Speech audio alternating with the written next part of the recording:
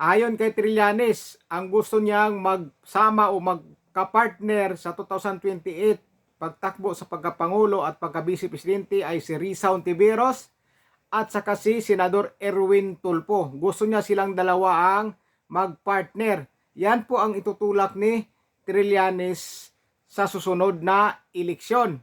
Pagka Pangulo, Risa Hontiveros, pagka Vice Presidente, si Erwin Tulfo, sila daw ang itatapat nila kay Vice President Sara Duterte. Dito, pakinggan niyo yung sinasabi ni Trillanes. Yan ang gusto niya. So ngayon, ang tinutulak namin na pinuno dito sa Middle Force si Senator Risa.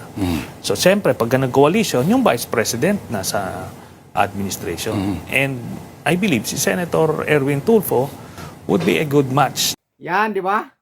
Gustong-gusto ni Trillanes na mag-partner si Risa Hontiveros at saka si Erwin Tulfo sa 2028 para sa Nibpuwersa daw. Kung sa baga, sa kanila si Risa Hontiveros, tapos sa administrasyon naman daw si Erwin Tulfo o si Senador Erwin Tulfo.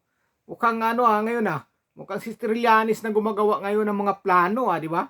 Si Trillanes na gumagawa ng paraan at plano, administrasyon at saka sa oposisyon.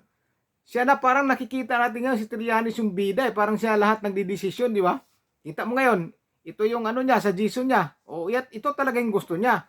Na si Risa Hontiveros ang pagkapangulo, Vice Presidente si Erwin Tulfo para pangtapat kay Vice President Sara Duterte. Ano sa palagay niyo dito mga kababayan?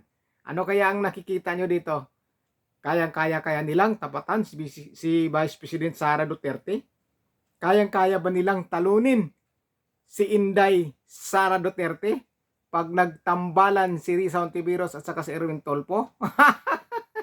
Kasi malamang ang makakapartner din ni VP Sara Duterte si Senador Marcolita. Yan lang po ang tingin ko Yan po talagang tingin ko na ang makakatambalan din ni Inday Sara ay si Senador Marcolita. Ang tanong dito, matatalo ba ni Risa Hontiveros at saka Erwin Tulfo si Vice President Sara Duterte at saka si Senador Marcolita kapag sila ang nagkasama tumakbo? Yan ang tanong dyan, kung kaya nilang talunin. Di ba? Kung kaya nilang talunin yan. Maganda tong laban to, maganda. Para sigurado tambak. Sigurado tambak talaga ito. Pag nagkataon at si Senador Erwin ang gawin ng administrasyon, tapos ibabayis kay Risa Hontiveros. Kangkungan. Sa kangkungan pupulutin. Sigurado ng panalo ni VP Sara Duterte. Sigurado na. Diyan na po talaga makikita kung sino talaga ang gusto ng taong bayan. Maganda yung suggestion ni Trillanes, maganda yung plano niya, maganda. Sana ituloy talaga niyan, sana ipopost niya yan. Sana ituloy niya yan talaga ang tatakbo sa 2028, yung dalawa na pinangalanan niya. Para maganda, para ayos mga kababayan, di ba? Risa Hontiveros na nagsasabi na mahal ko talaga ang bayan. Mahal ko talaga ang Pilipinas. Yan po mga banat ni Risa Hontiveros pag nasasalita. Mahal ang bayan, mahal niya ang Pilipinas. Kaya gustong-gusto niya tumakbo sa pagkapangulo. Kaya hindi tumakbo yan si hindi tatakbo talaga si Lini dahil dyan kay Risa. Dahil si Risa noon pa nagpapahiwatig na yan na gustong tumakbo sa pagkapangulo. Kaya pinagbigyan na lang ni ni Lini yan. Ayaw na siguro ni Lini na dyan. Siyempre, pag-uusapan nila yan, baka mag-away-away pa sila dyan dahil ang gusto talaga ni Trillanes ay si Risa Hontiveros. Ayun na nga, nahanapan na niya ng kapartner si Risa at si Erwin Tulfo ang nakita niyang ipapartner kay Risa Hontiveros.